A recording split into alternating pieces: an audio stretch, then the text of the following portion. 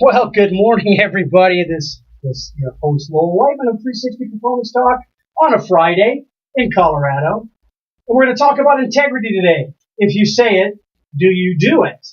And the power of that intangible. Very powerful stuff when you think about it. Because if you can't deliver what you say you can deliver, it could get people a little bit irritated at you. And Heavy D and the boys. Now that's what we found love. That's what's on right now. But we're going to postpone that love for just a moment and get going with our show today. We've got Josh Cuddly Bear Copeland scheduled for the show today. He's coming off of his championship fight out in Madison Square Garden in New York City, where PFL's 2018 debut of their $6 million prizes, 6 fighters, 12 of them fighting, but 6 were going to be winners. On New Year's Eve in New York City at Madison Square Garden in the Hulu Theater, brought a great show. My hat's off to PFL from top to bottom, from the hotel to the venue. The venue itself was a wonderful, wonderful event. My thanks to PFL and Greg Savage in the communications area and Ray Sefo and his people there. They did a wonderful, wonderful job of putting things together. A shout out to the Rubenstein PR company as well. That was a great support to PFL in bringing the messages and the images to the audience, both in the airways as well as at the New York Hotel and post fight parties. Good morning, Henry. I hope you're safe. Are you fly fishing? You fly fishing today? As you can see in the background, we have Lynn, the competitor against Josh Copeland. We're going to talk about integrity as a powerful intangible, and one of those aspects of integrity is realizing that you can be a high integrity person. When you say it, you do it, but that doesn't mean the results of what you do are going to be exactly what you prescribe for yourself. Many times we have difficulty realizing that to be a good person doesn't mean you always get what you want or what you prescribe for yourself. So I want to make sure we throw that out there because it goes without saying for me, Josh Cuddly Bear Copeland, is an individual, a competitor of high integrity. So before we get into the details of the show and talk more about integrity and the intangible power and strength that has, we will take a look at something going on in the NFL. We've got playoff. We've got the wild card weekend, as the NFL is saying. Bringing the new year in, the NFL's got, like many professional organizations in the sports world, they turn a phrase, they come up with sound bites, and they share all kinds of things with us. Good morning, Karen. Good to have you with me this morning. But here's what I'll say to you about the NFL. Look, I'm a Chicago Bears fan, have been since I was a kid. The Chicago Bears is a part of Wild Card Weekend. They're going to go against the Houston Texans. And the phrase that the NFL is using is worst to first. Worst to first. Now, what that means is that both teams were not in a very good place last year. They were the prior season was 5-11 for the Bears, and Houston was 4-12. Well, this year, on the winner's side of things, the first from worst back then to first, the Bears are 12-4, and Houston Texans are 11-5 this year. So they've done some great things to improve their situation, to turn things around from one season to the next. And gosh, there's so much data that the NFL brings out about what's going on. Now, that being said, I want to just point out, now, I'm a little biased because I was raised with the Chicago Bears. my mom and I, she was a Minnesota Vikings fan all of her life, and in being that, she and I had little debates about Chicago Bears and Minnesota Vikings, and especially during the Dan Hampton, the Danimal eras when they went to the Super Bowl, won the Super Bowl against New England, I believe. Let me take a pause a minute and say good morning to Tim. Mr. Coleman, how are you today? Hope you had a happy New Year, and it's going to be a prosperous 2018.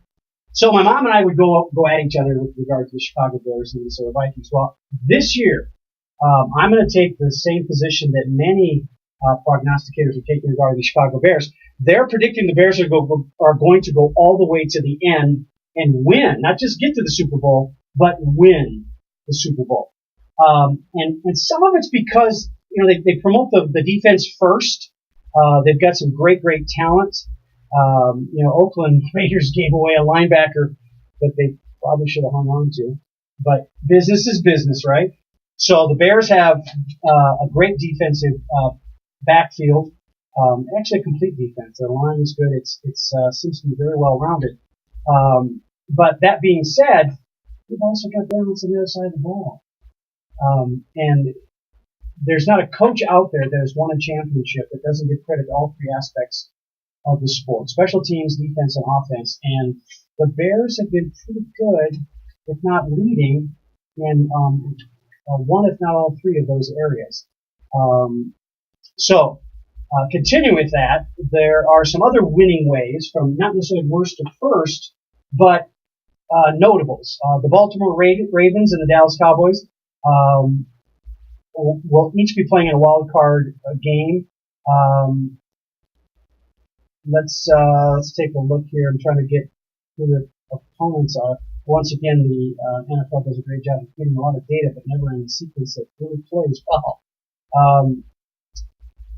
The Baltimore Ravens, for me, are probably the biggest surprise, even though they've got a great quarterback in Luck. Dallas's quarterback is not much of a slouch. He's pretty good at what he does too. But I'm gonna tilt my hand towards Baltimore this weekend and see if they might be able to come through with things. They're just such a scrappy team, and they've got smart ball players on their side of the on both sides of the ball, defense and offense. They just seem to have good integrity. When they show up, they deliver what they say they're going to deliver, and then they are able to face adversity very quickly and adjust and adapt. Their resiliency and their mental toughness is pretty strong. Quite honestly, to their credit, they wouldn't have gotten there where they're at right now if they hadn't had those types of intangibles as part of their bring it every Sunday or every Thursday or every Monday or Saturday. Is there a day of the week you don't play NFL football? No, I'm just kidding. Just speaking out loud. Okay, so postseason debuts for the first time. First career postseason starts on Wild Card Weekend. The Baltimore's Lamar Jackson. He's been doing a great job, raising lots of questions about the future of Mr. Flacco. Chicago, Mitchell Trubisky. Now, this is not a slight against Mitchell directly, but when you compare his quarterback play to notables that have gone before him, can you guess what I'm going to talk about? Peyton Manning. I'll go back as far as Terry Bradshaw. And then you've got Brady. And you just get a number of quarterbacks ahead of him. Mitchell's behavior, not his numbers, not his statistics, the way he behaves on the field is still rookie-like. Now, that being said, he's delivered. Some of that rookie behavior is pretty good stuff. Uses his feet to get things done, creates opportunities for himself. Very, very, very, very strong performance. So that, for the Bears, that's the weakest link for me. In a tough situation, if the defense that Mitchell's going to face is going to present themselves in a way that's more than just challenging, I'm not talking about sacks necessarily, but coverage as well as pressure, Mitchell tends to have some hiccups. Little brain fart here or there, but he tends to do pretty well. So I'm optimistic but there's some freshman tendencies. And then at Houston, we have Deshaun Watson for the Houston Texans. I think all three quarterbacks are they should be extremely pleased with where they have arrived in their seasons, and should really just take it, suck it, draw it all in, bring it in, and take in that tournament postseason energy and manage it, as I've talked about before, managing your emotions and keeping it in check. Now, I mentioned the top defense, the Bears again, on Wild Card Weekend. Once again, they've got some notoriety. It goes back to what I said earlier about the three aspects of the game.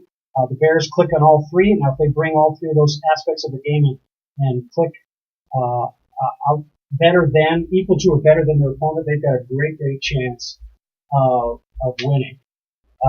Karen, I don't disagree with you. The Seahawks have a good shot at doing some good things. But it's I don't know. It's going to be fun. So to Karen's points, she wants me to know the Seahawks. Totally understand. So keep that thought. It's a team you want to support. I have some connections with the Seahawks as well. I tend at this time of the year, I want to just see good competition. I want to see a good game between two teams that are just going after it. And I think you're going to see things like when you bring in the not rookie quarterbacks, Nick Foles, Phillip Rivers, you're gonna see some great efforts by those two teams as well. So keep your good thought, Karen, and make sure that you're excited about your Seahawks and cheer them on. But remember, if you say it and you do it in the NFL, in all three aspects of the game, offense, defense, and special teams, you have not only high integrity, but you got a pretty good chance of winning. So let's see who happens to bring all three aspects of the game to the table. All right, so good morning, everybody. I've got a number of people coming into the show today, so thank you very much for that. Good to have you with me. We're a little bit, about 15 minutes after the hour of 11 o'clock on a Friday, and Fridays are great days. Hoping to have Josh Copeland with us today. I've texted him out there. I don't know what the delay might have been, but we're going to keep playing it and running the show today. Our theme again is integrity, a powerful intangible, because it represents you. If you say it, you do it, and you have a history of that, then you more than likely have created habits through your practice of exercising your integrity, flexing your integrity muscle, that you're able to deliver. You're able to get it done. So let's keep that door open about integrity and go right into many times when you're trying to be a high integrity person, there are aspects of the event that you're in, what you're doing, has a tendency to adjust and adapt. The degree of integrity you can deliver, that means that other people get in your way. Other things get in your way. And push back at you, not allowing you to deliver the same degree of actions that you may have spoken about. For example, we're in New York City at Madison Square Garden, and we are watching the fighters. I'm right there as the fighters come out of the locker room, and they're getting set up. They're getting checked by the officials. Their arms, their hands, their trunks, and anything. No sharp objects, that kind of stuff. And you just see the bravado, but you also see those fighters who you can see on their face, they're getting their mindset ready for the bout, but their integrity is intact. It's not artificial. It's not something that is phony. Just by what they look, how their face looks, and their body movements are in control. It's very, very interesting to watch how these intangibles can just pop up through what you see in their behavior. It is very, very interesting to watch. Good morning, Mary Pete and Bill Heffroth. Glad to have you with me again. I'm gonna digress just for a second because we're on our segment. We're between our segment of mindset and skills, and we're talking about Professional Fighters League. Josh Copeland's journey to get to the championship bout in Madison Square Garden.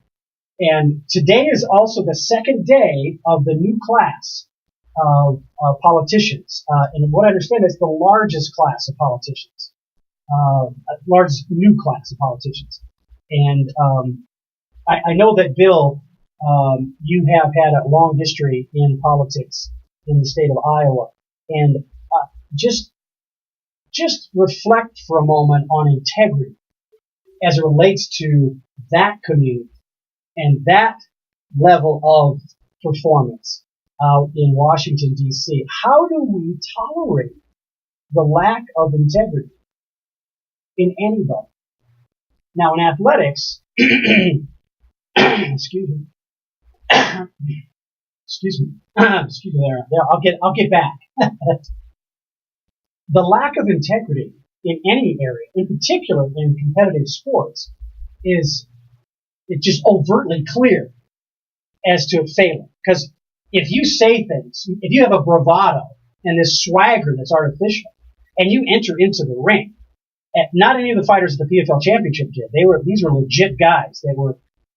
When they won, like Lewis Taylor, who opened the fights with a knockout, when he entered, he was not artificial. He was not fraudulent in his use of his integrity. He was all there. Now, after he left and he won as a result of the knockout and he was a millionaire, now you start seeing some body posturing that looks a little bit over the top, but backed up by action and results. We don't see that in many other areas. When you get out of the sports and the elite areas of sports, integrity can be hidden, can be camouflaged. I'm not into that. And Bill, I would ask you the same question.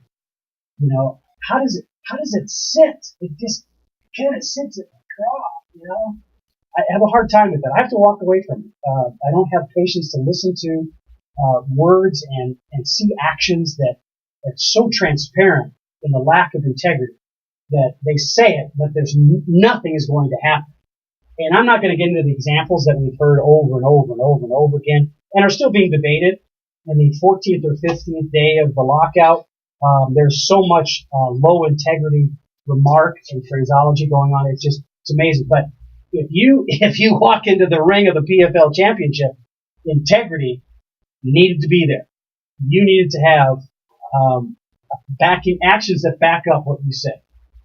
Now, that being said, I'm going to take a little bit of a breath here and bring your attention, as I do every Friday, two very special items that I carry with me all the time. One is Germ Block, the germicidal hand sanitizer. It's a lotion. It is non-alcohol based, and it's sourced through AvCare, AvKare, avcare.com. Go to avcare.com and look up Germ Block. You can also, as I found out, the new website is open for Germ Block. It's just Google it, Germ and BLOC, Germ Block, and you will find Germ Block, a whole site dedicated to Germ Block. It's great stuff, and the other thing is you don't need a lot, just a little dab. What was the Bro Cream commercial? A little dab will do you. I can tell you how old I am. So that's Germ Block. Take a look at that. Amazon, you can get it on Amazon under Germ Block, as well as the Germ Block website. And this morning, with the change in the weather, you went from cold, low double digits, and wind chill below zero earlier in the week and over the New Year's Eve holiday, and now we're going to be 60s today, high 60s today in good old Colorado. But when those kind of things change, the joints, especially my hands, start to ache. And, over the years, I've tried many different things. But when I found Empower from empowerbodycare.com, I realized that I've been missing out. And I'm so glad that the CBD-rich oil that is represented in empowerbodycare.com is the active ingredient that makes me feel better. My hands feel better. the applicator top, I love that. It rolls on really easily. And the key here with this, to get this activated, is the friction we use by rubbing it in. When you rub it in, that activates, and the thing is, it's spa-like. When you smell it, it's not greasy. Even though it's an oil, it's not greasy, and the absorption rate is so quick and beneficial. I really, really enjoy it. So that's good stuff. So that's my pitch for today. EmpowerBodyCare.com. Put it where it hurts. And Germ Block. You can get that on the Germ Block website at Germ, G-E-R-M, and Block, B-L-O-C. And take a look at that on the website. So, all right, welcome today. It's Friday at 11 o'clock on every Friday. We talk here at KUHSdenver.com. I'm your host, Bill Whitey, of 360 Performance Talk. And we're talking about integrity. If you say it, will you do it? Will you do it? I'm hoping you will. In the fight ring at PFL, they absolutely did it. I was so pleased to be there. Remember, we had Ray Sefau, the head of fighter operations for PFL. That's the Professional Fighters League, and they just did a wonderful job. The New Yorker Hotel was a great host. I was fortunate to be able to be part of the post-fight celebrations to bring in the new year. It was very well done. For me, emotionally, it was a little bit of a heartache. Before I went up to the party, Josh had come back from seeing the doctors, and they won't let the fighters go even to press or leave the arena until they've been thoroughly checked out by the doctors. And Josh needed a little bit of a break and a rest and being checked out by the doctors, which was a good thing. But from the beginning of the entire night, we start off with Lewis Taylor winning by knockout in the first fight of the middleweight world title, and ended with Ray Cooper, the third, losing in the welterweight world title to Magomed, and his last name, Magomed Kiramov. So Magomed, in a submission hold, TKO, took out Ray Cooper. But the fights in between there was, and all of them, even those two, the first and the last fights, they were memorable because the intensity, the integrity of the fighters, whether it was the champion or the runner-up, was high integrity. They came there to deliver their best. The backstories that PFL broadcast prior to the fighters taking the ring about who these fighters were and what they did to get there, and the commitment. One of the memorable ones for me was Sean O'Connell. Sean took the light heavyweight world title against the names of these guys. Vinny I got. And it's Magalhaes, I think. Vinny Magalhaes. Sean O'Connell took that title, but Sean, in his acceptance of the title and the check, his $1 million check, said to the stadium and to his fans that was it. He was done. But his journey was very interesting.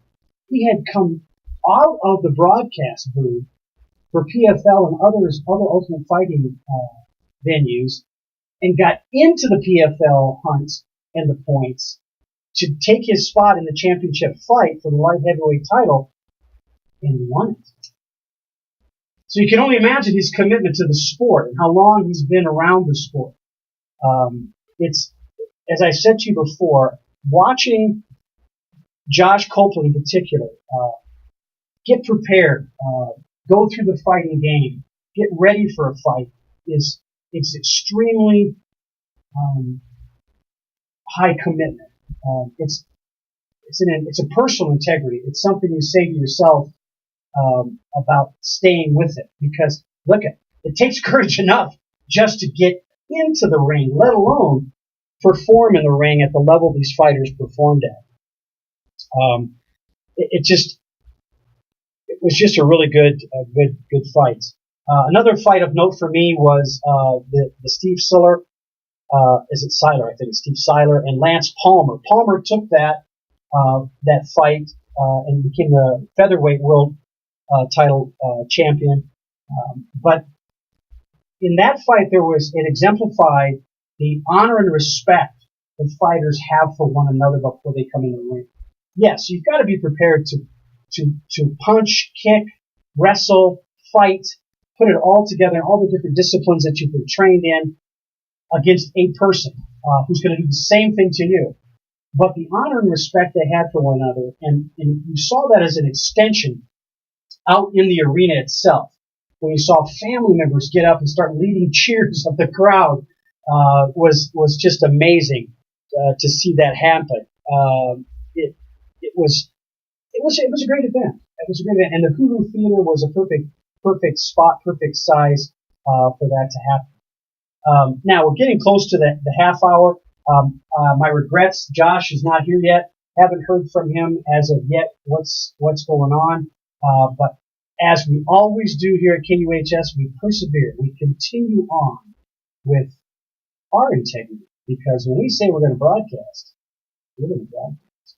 So our theme today is about integrity. It's about that as a powerful intangible.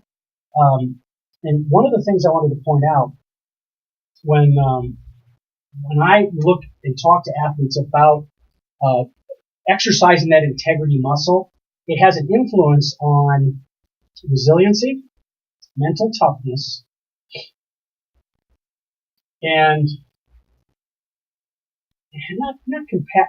let's keep it there for right now. Integrity involves mental toughness and resiliency. So what is it that you need to do to make sure that your integrity has the greatest degree of mental toughness and resiliency attached to it? What can you do to make that happen? Especially when you're faced with things that you don't control.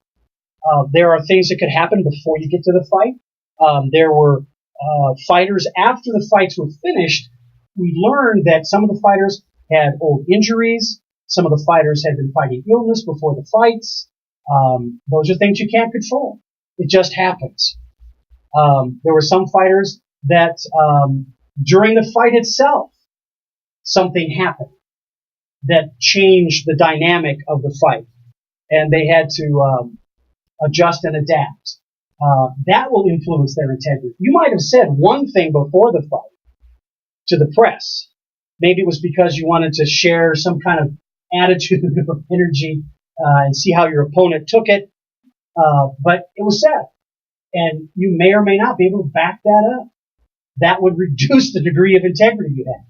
But in most cases, the fighters were pretty well controlled. We talk about controlling your emotions routinely here at 360 Performance Talk.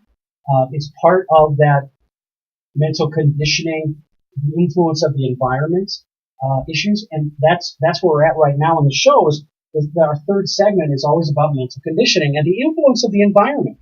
And just so I can give you a brief description of this, the Hoodoo Theater is fairly intimate. It's not big, it's not small, but when you fill that place up with a cage, the fighters, the teams that go around the fighters, the audience then that's there, and then the processing of those fighters from locker room to cage, it's rather intimate. And it can be intimidating. And until you actually get there, the fighters don't know what that looks like. Now, when they come in, there's nobody in the stands. There's nobody in the ring. It's pretty much administrative work going on. Security's doing their thing. There's administrative things from, like handing out credentials. I came in the back door, showed my ID, got my credentials. Very, very loose, very easygoing. So that's deceptive. Because once they go to the locker room, they stay in the locker room until they come out. They're called for the fight. So they get called out to the fight. And now there's people all over. Now security's trying to keep people back so the fighter can have a clear path to the cage. There's announcers, there's music, so the noise level is up. So the mental condition, your mental conditioning has a lot, should be charged up and ready to rock. The integrity of your actions, the degree of your integrity to kick in your resiliency and your mental toughness is put on notice when you come into that environment because it's different than what you first saw. And if you've never been there before, it's the first time. Now, most of the fighters, if not all of them, had been at the Hulu Theater at Madison Square Garden, or as I might reference it, MSG. Back in the beginning of the season of 2018, the first fight was in New York, at MSG and the Hulu Theater. So they kind of had a sense of what that looked like, but this was the finals. This was the championship. So it's a little different. So one's integrity might be tested. Your resolve, the resiliency you're trying to bring to the table so that what you may have said, both to yourself or to others, you could deliver. Now, if you had been surprised with an injury cropped up and was giving you fits, maybe you're not feeling quite as well as you'd like to because you didn't get enough sleep, the nerves kicked in the night before, any number of things could impact your integrity that you don't have control over. So what do you think I'm going to say? Control what you can control. Stay in each moment, focused on what you know you can control, and leave everything else out to the side. Now that statement brings us back to the skill side of things, your breathing, your vision, what you hear, what you taste. Those things you need to have on high alert to bring in that data and absorb it and manage it, make it your own, so that you can stay in the moment and control what you can control. When you smell something, you smell it, you control it. It's a smell you took in. Take it in, absorb it. You feel something. One of the comments I made to somebody in the press row, when fighters first came out, they walked out of the locker room into the arena area, getting ready to be staged out. The referees had to, check down their arms and everything, and make sure that they had the right amount of Vaseline on their face that they could have. But they're standing on concrete floor. Now it's winter. It's not, it's cold, but not that cold. But you're barefoot. So some of the teams had the fighters come out and they were barefoot on the concrete floor. I would not have allowed that to happen. I would have made sure they had flip-flops on or some kind of shoe that could easily slip off so that they maintain temperature and control of that temperature now that's a little thing, okay? But it's an example of the environment having a potential negative influence that impedes your integrity, that puts you on notice with your resiliency.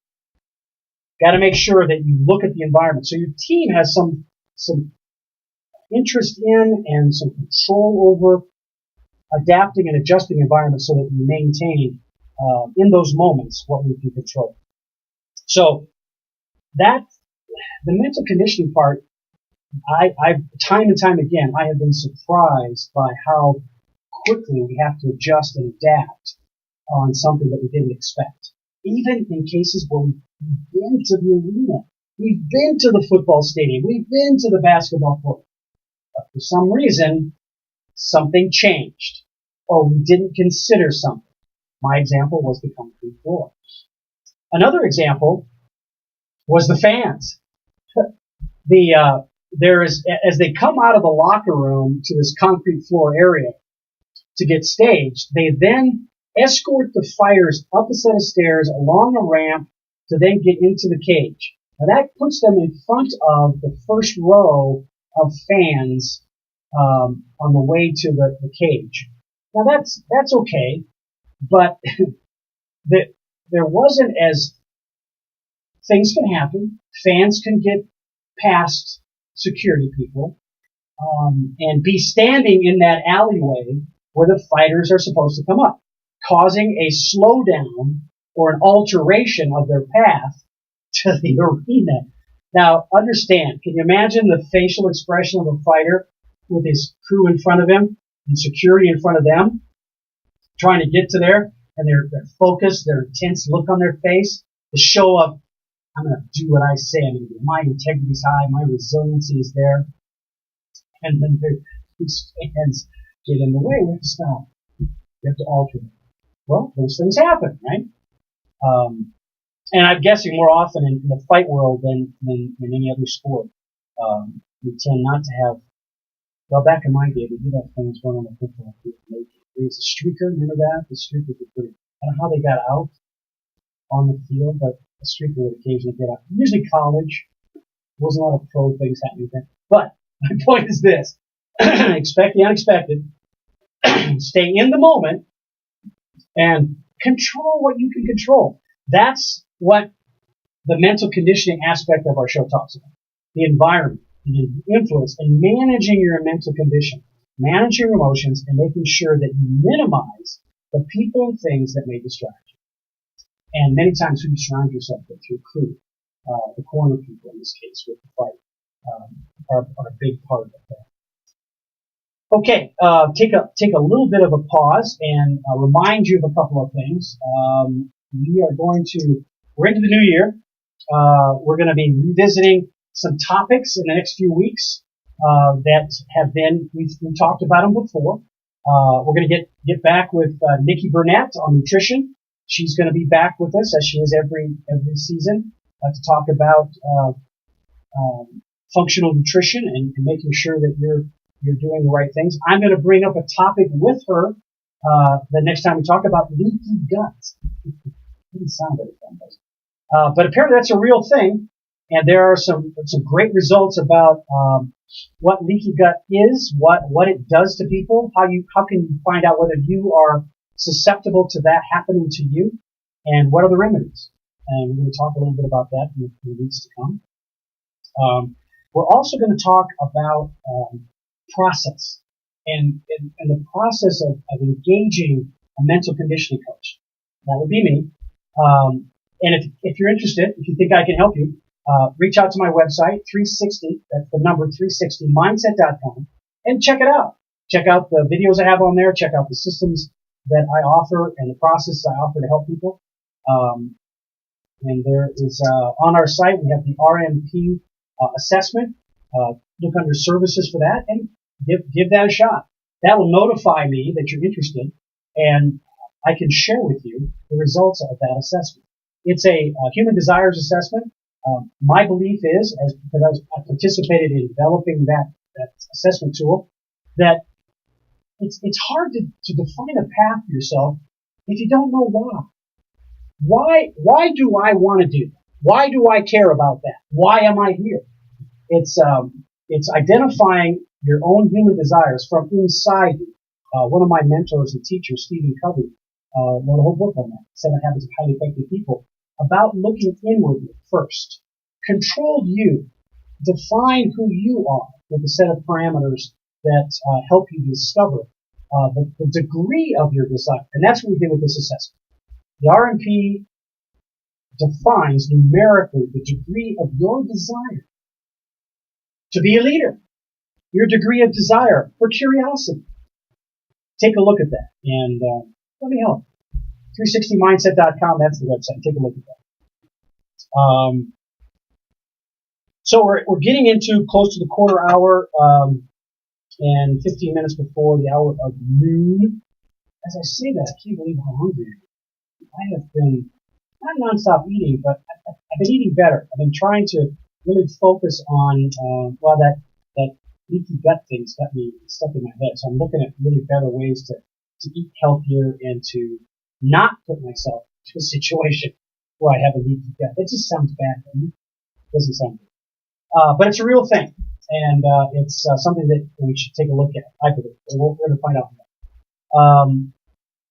So when you're faced with performance obstacles, whether it's in the moment, in the now, or you're looking at it at this point in time and it's still a distance away, like a championship game, like a weekend wild card, and facing an outstanding rookie quarterback that's had a great season,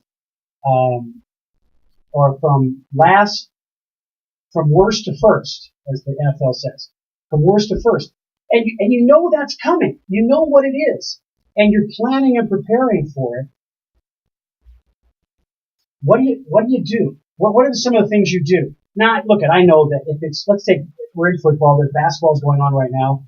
Baseball will be believe it or not, be cranking up here in a couple of months. What do you do to make sure that you're preparing yourself mentally and physically to represent a high degree of integrity in your behavior? You know, it's one thing to say something, but then to back it up with the actions necessary, which is the definition of integrity, begins to define who you are. Because too often, if you say things, your bravado at the podium after a game or before a game, and then you don't deliver, that reduces your integrity. And eventually, trust will be not very high with those that you may count on. Teammates, the opposing team will listen and nod and shake their head going, he or she says a lot, but never delivers what they say. So we're just going to go right at them. That kind of engages them in their processes to just attack you and force you to deliver. So if you speak it, you better have the skills to back it up in that moment. Because if you speak it and it doesn't deliver, the competition has a defensive mechanism that they're going to probably take advantage of. Here's an example of that. Not that the rookie or the young first-time starter D-back has said anything prior to the game to get the dander up of the opposing team, but if you are a newbie D-back and you're facing a seasoned veteran quarterback, who do you think they're going to attack on the primary route? It's going to be you. They're going to see if your integrity is representative degree of your actions. And if it is, great. They may do it again and then not do it a third time if you continue to deliver the results that your words may have spoken to them. But you know for a fact that as teams are planning for the wild card weekend or the playoffs after they pass the weekend and head closer to the Super Bowl, or head closer to finishing off the NBA season. March Madness is coming. Coaches and teams are looking at who they're playing, looking at who's succeeding and who's at the top of their game in their conferences to say, okay, if we're going to face them, what are some of the weaknesses that they've demonstrated? What are some areas that we can attack? What are some areas of integrity that we can go after to see if they are genuine? That their degree of integrity will be maintained in the face of our obstacle to their performance. So performance results is the segment we're in right now, the last one of our segments for the show. I'm your host, Lowell Whiteman, the 360 Performance Talk on KUHSdenver.com. I'm so glad to be here. We have great talks here at KUHS Denver about what the future holds for us. And we are only limited by the time and the technology that we have to utilize. And we were just talking before pre-show about how interesting the cloud has become regarding our ability to deliver both in a timely fashion as well as a high quality fashion, both the verbal as well as the visual, to you, our audience. And I hope we do a good job of that, especially here at 360 Performance, that we're delivering high integrity actions for you. And today is that's our theme today, and we're hopefully representing that. So, performance results is about the process you go through to get you where you need to be to deliver your actions, to represent your degree of integrity. Now, during the PFL fights over New Year's Eve, there was every one of the 6 fights was great. Even the women's fight that was in the middle of the championship bouts was quality. Again, my hat goes off to PFL, the Professional Fighters League, and their efforts to deliver a quality product. They were high integrity. And not just their own effort, but their incorporation of their sponsors, partners that they had, in bringing the quality show that they did to the arena.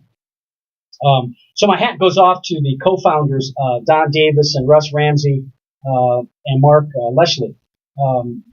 They are they're doing a good job. I like what they've done with NBC Sports Network, and one of their larger sponsors was I'll say it here in a minute. It'll probably come on the screen shortly enough behind me. The insurance company. Geico. It's lined all across the top of the arena in Geico. And the reason I bring them up is because their background, their integrity, Geico, NBC Sports, and others that were part of the team that brought this championship to life. This $10 million, $6 million of it goes to the champions of the 6 fights, and the other 4 is distributed to the I'm guessing the losers, the second place finishers. It's just a marvel. And the point system, I think that they're taking a path that's going to really give them some longevity and some clout in the ultimate fighting scene. And one of the questions I asked Ray Sefo, as well as other fighters that are in the Chicago or in the Denver area, and I also talked to Lewis Taylor, who's in Chicago, who won the first fight. Lewis was the middleweight world title holder, is now the world title holder in Chicago. Is what do we do to get young people interested in not just this, but any activity that keeps them off the streets, that keeps them focused on being the best they can be as a mind and as a body. So educating them. Now, I'm not going to say go to school. I'm a teacher from a background, so I want you to be at school. And not necessarily butts in a chair, but learning, continuously learning new things. And we have systems for that, which is our school systems, our public and private school systems. So I'm hoping you're going to get educated. But there's a message I want to encourage PFL and the Professional Fighters League audience and team to think about is information we can give young people to, if they want to pursue this. And one of the realities I've faced as a parent and as a coach is that there are people out there that just love to mix it up. That's just who they are. On the softer side of things, they just love to hug, let's say. As a fighter, they like to punch people and or get punched. Like in the boxing world, there are some people who have the boxing body that can take a punch, take the beatings. There's others that, as the phrase goes, they have a glass jaw. The fighter that got Josh Copeland to the championship, he hit a guy. I don't know if he has a glass jaw, but he certainly couldn't take that punch very well. And that's how Josh got to the finals, was through a knockout. So I want to make sure that we're aware of our young people and what their desires and needs are, so that we are properly gauging their participation. We're guiding them to places that are going to benefit them in a positive way, that removes the negative. As I've said here many times, I'm on the philosophy now of removing the negatives. So remove that negative of street violence. Yes, I get it. The cage fighting is a violent sport, just like boxing. And to some people, football. But it's a place for some people that have a desire for that will do well in that contact sport, to go without having results that end in the morgue, or end in a debilitated state, where you find yourself less than what you want to be, in a wheelchair, you've lost a limb. The PFL is a great supporter of the military and our veterans. There's some wonderful, wonderful people. Road Rangers, I love meeting Marcus and his wife after the fights. So PFL does a great job of looking at the community and saying, hey, let's position ourselves in a way that brings the fighter mindset to the community in a way that's beneficial to the community and uplifts those who love the sport, who love being part of that. If you talk to Ray Cooper, who's from Hawaii, and regretfully Ray lost his welterweight championship fight. But Ray's story and his family, I mean, it is a family affair. They are all into training and helping Ray Cooper III do his thing. As was the attitude and images I saw with people like Sean O'Connell in his retirement talk at the end of the fight. He talked about family. He talked about the PFL and how they engaged him to be better and how they engaged him to come into the fight game or back into the fight game for the right reasons and to not do it just halfway. This wasn't a gimmick. This wasn't a promotional play to create PFL. This is legit. This is a realistic business opportunity that's involving serious participants at the business side of this sports and entertainment venue. And I think they're doing it the right way. And it's shown by their actions. It's not just what they say. It's that they take action that represents what they say. That's intent. And that's our theme here. Once again, you're listening to 360 Performance Talk. I'm your host, Noel Whiteman, on KUHSdenver.com every Friday at 11 at Mountain Standard Time, 11 a.m. Mountain Standard Time. And again, I want to wish everybody a Happy New Year and thank my audience for their participation in 2018. I want to grow my audience. Help me with my goal. Refer the show. Let people know at 11 a.m. Mountain Standard Time in your neighborhood, at your desk, on your smartphone, on your iPad, or whatever tablet you use. Tune me in. And if you can't tune in live, check us out on any number of platforms. Vimeo, Facebook, YouTube, Instagram. All of those are viable platforms that we're broadcasting on.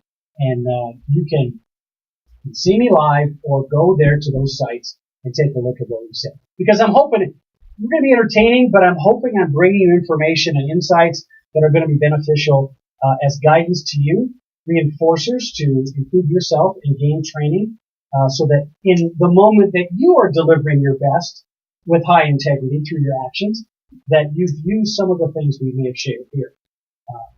Now, that being said, check out my website, 360mindset.com, and I share ideas there through the blog, through the videotapes I've got there, and giving you some insights on being the best you can be. I'm a performance consultant, and that's what we do. Talk about performance here at 360 Performance Talk. And today we're talking about integrity, and a very powerful and tangible in the world of elite performers, whether you're an executive or you're a worker bee or you're an athlete, amateur or pro. It's the degree of your development of that varies based on where you're at in your career path, but integrity is something that is a huge thing for me. If you're around me or you know anybody who's around me, if I say something to you and I commit to you, I will go through buildings, figuratively speaking, to deliver what I've said I'm going to deliver for. We are a few minutes away from 12 noon. As I say that, let me just remind you of a couple of things that are coming up. Well, I mentioned it earlier. We have Wild Card Weekend with the NFL football. I don't have the schedule of times in front of me, but as we typically are saying these days, Google it. You just Google it.